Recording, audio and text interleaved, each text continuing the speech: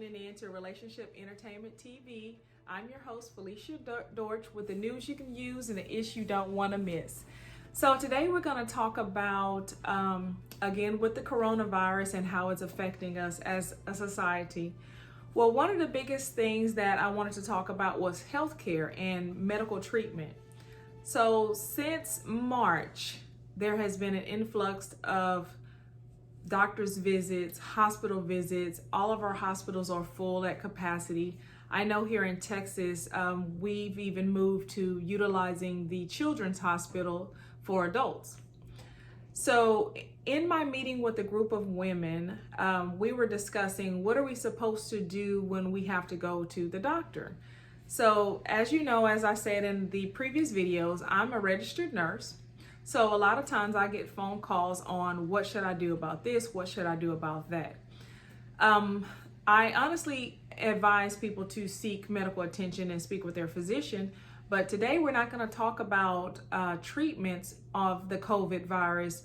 We're going to talk about what type of things are there for you to access if you need treatment and you're fearful of going to the hospital or you're fearful of going to your local doctor. So my pediatrician allows, and I'm sure most of the adults can agree that their doctor does the same, you have the ability to do a virtual visit. So I'm going to talk to you about the virtual visit and what that means and kind of help ease your concerns about if this is accurate or not. So before we dive into that, I'm going to give you a little background of a position that I held as a patient advocacy nurse. So what I did is I had a laptop set up with 2 screens in my home, and I assessed patients all over the United States.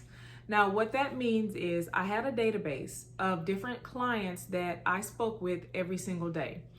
Most of our contracts were with insurance companies. So with one particular company, my clients were in California. So I would call these clients. Well, first, they would come across my database and it would show me some valuable information about them. It would give me their history of what type of illness they have, how often I'm supposed to call them, if it's an urgent call, or if it's a home health call, or if I'm just checking on them. So the data that comes across my laptop or for that particular patient would be their weight, their height, and their vital signs. Vital signs is blood pressure, temperature. It's included with the weight, and what it'll give me, so for an example, if I had a patient with congestive heart failure, that one of those things, to explain what that means, is their heart is not pumping correctly. So to help you visualize this, let's take a water hose and it's flowing freely until you bend it. Now it's building pressure. So it's going to try to start going backwards. That's congestive heart failure. Okay, so it creates pressure and it makes the heart work too hard, and it also causes you to retain the fluid, which makes your blood pressure go up, which makes your weight go up. So the patient's data would come across and it would have their weight, and I would look on yesterday's data to see if they gained 3 pounds or more, then I need to call them. Or if their blood pressure is way higher, above 120/80 for that patient, then that's an indicator that I would need to call them. So once I got on these calls with them, I would talk to them about anything that they may have changed. So for the sake of this story, let's just say that my client had a 3-pound weight gain overnight. His blood pressure was elevated and he was having shortness of breath. All of that would come over into my database. I would call that patient and I would talk to them. So now I'm using my hearing. I'm listening to what they're telling me. I'm reading the data and I'm discussing this back and forth with the client. So I'm asking a lot of questions like, did you eat anything different? Have you increased your salt intake? Did you forget to take your medicine? Are you drinking more water than you're supposed to? Because with those patients, they are limited on the amount of fluids all day that they can have, okay, to keep them from retaining fluid. So once I gather all the information, I make a determination if I need to send them to the hospital, if it's urgent. And immediately before asking these questions, I'd be able to hear or assess with my hearing and my knowledge. If they answer the phone short of breath and I can barely make out what they're saying, then I'm automatically going to keep them on the line while I tag team with another nurse and have that nurse to call the ambulance to that home. And yes, we could call an ambulance from anywhere, because at the time I worked in Tennessee and was calling an ambulance service in California. Okay, so moving on with the story. If we assess that we just need to send a home health patient out, if they have that available to them, then that's what we would do. Send someone out to check on them. Or if it's kind of minor, we'll just, make sure you take your medicine. We'll educate them then. Don't eat a lot of salt. Don't drink a lot of water. Take your medicines. We have a full conversation to kind of gather what we need to tell them to do. So that brings me back to the virtual visits. My whole reason of telling that story is to help you to understand that as a nurse, I am able to assess my patients without seeing them, because all we see is numbers. We don't have a way to video call them. And even if it was a wound that we needed to see, they would have emailed us a picture. So we had no video ability to see these patients. We only going based on what they're telling us and what we hear. For an example, if I ask them how was their day and they say, oh, yesterday I went to a party, and then that's a trigger to me, because now you're outside of the home. You tend to eat different when you're outside of the home. So I'll ask them, what did you eat? And they'll explain to me what they ate, and I'll be listening for things that I know that they should not have. That will help me assess them and help me to determine what I need to do for them.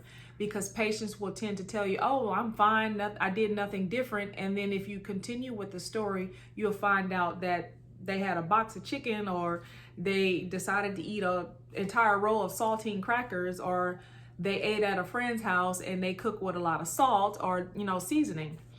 So bringing back to the virtual visits, my point of telling that story is to help ease your mind, to let you understand that even as a nurse and not being able to visibly see my patient, to touch them and assess them, I was able to make a determination from what they were telling me, what their history was, and what my knowledge and background is in nursing and in that disease process. So the way they're doing the virtual visits now, you will go in and you will input your information. I've actually had to do this for myself and my daughter, my son. So I go in and I put my history in there. I put everything that's ever happened to me in that, and I'm building a database. So they're able to look in there and say, okay, if she mentions these symptoms, this is from a chronic issue. Or if she mentions this type of medication, then she must be dealing with this or that. So after you input all of the information in there, then it's going to start asking you, what are you feeling right now? So then you put your symptoms in there, or what you're experiencing at that moment. And that also will help build the story about you as a patient. After you finish doing that portion of the virtual visit, it's going to assign you a doctor. You go in there and you pick a doctor, unless you see, just one doctor, but my physician has multiple people in his practice. So I can either request to see him, or I can request to see who's next available. So you go in and you select your doctor. After you select your doctor, you may log out of it, and it'll text you or email you, or you get back on when it's your time for your appointment. So let's say I did all of this that morning, and my appointment is at 1 o'clock. So then at 1 o'clock, I'll have a link, it'd be just like Zoom. And I'm sure most of you out there have had a million meetings on Zoom. Some of your children are on Zoom for school, or some type of video capability, video capabilities for you to be able to see someone else. So you click on that link and it'll take you to that doctor, and you'll be put in a waiting room, just like you would if you would go to the doctor. So once you're in the waiting room, at the time your doctor will come in on video, you'll click your video and you can speak back and forth to them. So between the time of that morning and at 1 o'clock, your doctor has had the ability to review all of your past medical history, to review all of your current symptoms that you're experiencing at the time, and has already most likely formulated a diagnosis, if there's any that's going on. So this is why your visits are very short when it's virtual. Most visits range between 10 to 15 minutes, if that long, because they've had the ability to go ahead and review everything.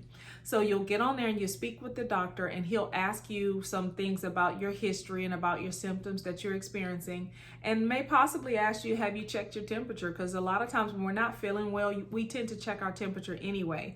And people that have blood pressure issues normally have blood pressure cuffs in their home, and they'll ask, what was your latest blood pressure? So they're getting all of this information to formulate a diagnosis or to be able to treat you. So my reason for explaining all of that to you is to bring back to the point of, during this time with COVID, we're seeing a high increase in numbers in people that are not going to the doctor because they're afraid of exposure. They're afraid of being, exposed to COVID, going into the waiting rooms and waiting and touching things and, going into the physician treatment areas. So with this option, you can stay at home unless it's emergent. You can reduce the risk of going out. You can reduce the risk of exposure by having a virtual visit. And if you remember when I explained the story that I explained earlier, I was able to assess my patient, treat my patient, and get the patient the help that they needed. That's the same with the virtual visits. The physician is actually able to treat you. If you think about when you go into a doctor, you're not spending that very much time in that physician's treatment room. You're in there. The average is 8 minutes. And that's from coming in, assessing you, and leaving with a diagnosis. You are out of there in 8 minutes. So understand that a virtual visit is the same. You're just not physically being touched. However, if it comes to a point where he's assessing you and asking you the questions, and he determined that you need to go to the ER, don't get frustrated and feel like it was a waste of your time, because that means it's something a little more urgent and you need more workup, maybe labs or x-rays or CT scans or what have you. So what I'm encouraging you to do to pull the positives out of being able to have a virtual visit, it reduces your risk of being exposed, and it also gives you an opportunity to not, not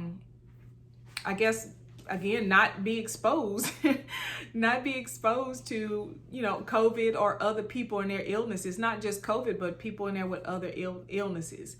So if you are feeling unwell, you feel like something's going on, most people do not realize that on the back of your insurance card, there's a phone number on there that you can call, or you can call your insurance company. If it doesn't say nurse line on the back, you can call your insurance company and ask them about speaking to the nurse line, and they will give you the nurse line, and the nurse will do the same thing that I explained in the earlier scenario about being able to be assessed and determine if you even need to go to the doctor at all, and that's covered through insurance. If your company or your insurance company allows you to do virtual visits, you will have a copay just like as if you went physically to a building. So keep those two things in mind. I am encouraging you to seek help if you need the help, but there are so many options, and I don't want people to misunderstand or get afraid of going to the doctor because they're afraid of being exposed when you have options through your insurance. Now, if you don't have employer-issued insurance, I do believe that Medicaid and Medicare also have a nurse line. You would just have to call those appropriate companies, and they can let you know. So again, this is Felicia Dortch. Thank you for tuning in with me on Relationship Entertainment TV, where we are finding the positives out of all negatives with the news you can use and the issue you don't want to miss. Thank you.